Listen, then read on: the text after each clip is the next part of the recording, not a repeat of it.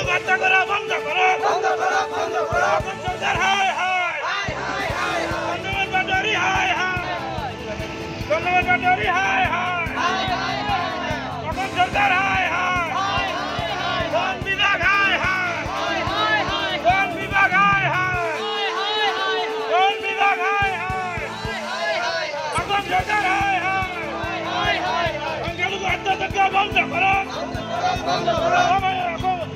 সংখ্যালঘু হত্যাযজ্ঞ বন্ধ করো হায় হায় বন বিভাগ হত্যা করো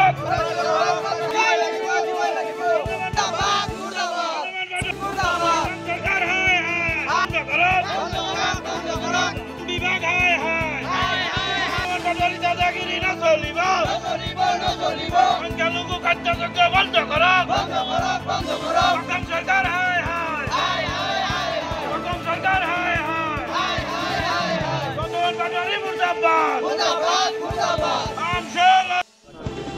চাওক আপোনালোকে জানে যোৱা দুদিন আগত নগাঁও জিলাৰ লাওখোৱাৰ যি অভয়াৰণ্যত দুজন মাছমৰীয়াক বন বিষয়াসকলে একদম শূন্য দূৰত্বৰ পৰা গুলীয়াই হত্যা কৰে। তেওঁলোকে তাত মাছ মাৰিবলৈ গৈছিলে, তেওঁলোকক হত্যা কৰিছে। এই হত্যাৰ প্ৰতিবাদত আজি আমি গোটেই অসমজুৰি বনমন্ত্ৰী চন্দ্ৰমোহন পাটোৱাৰী প্ৰতিমূৰ্তি দাহ কৰিছোঁ।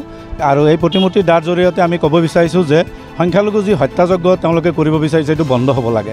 কাৰণ তেওঁলোকে মাছমৰীয়া দুখীয়া পেটৰ তাৰণাত তেওঁলোকে তাত মাছ মাৰিব গৈছিলে। সেই মাছমৰীয়াসকলক তেওঁলোকে শূন্য দূৰত্বৰ পৰাই গুলীয়াই হত্যা কৰিছে। আজি বন বিষয়াসকলক আমি দেখিছোঁ তেওঁলোকে এটা গড় চিকাৰীক কেতিয়াও হত্যা কৰিবতো দূৰৰ কথা তেওঁলোকে ধৰিবই পৰা নাই। সেইকাৰণে আমি তেওঁলোকক ধিক্কাৰ দিছোঁ, গৰিহণা দিছোঁ।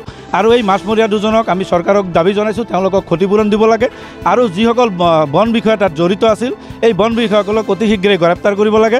নহ'লে আজি আমচুৱে গোটেই অসমজুৰি প্ৰতিমূৰ্তি দাহ কৰিছোঁ। অনাগত দিনত যদি তেওঁলোকে এইদৰে সংখ্যালঘু নিধনযজ্ঞ চলাই থাকে বা এইদৰে নানান বাহানা দি তেওঁলোকে যদি সংখ্যালঘু মানুহক গুলীয়াই নিহত কৰে, কিন্তু আমি আজি প্ৰতিবাদৰ জৰিয়তে এইটোৱে বুজাব বিচাৰিছোঁ যদি এইটো বন্ধ নকৰে অনাগত দিনত আমচুৱে এই আন্দোলন মানে গণতান্ত্ৰিকভাৱে গোটেই অসমজুৰি ভয়াৱহ আন্দোলন গঢ়ি তুলিব।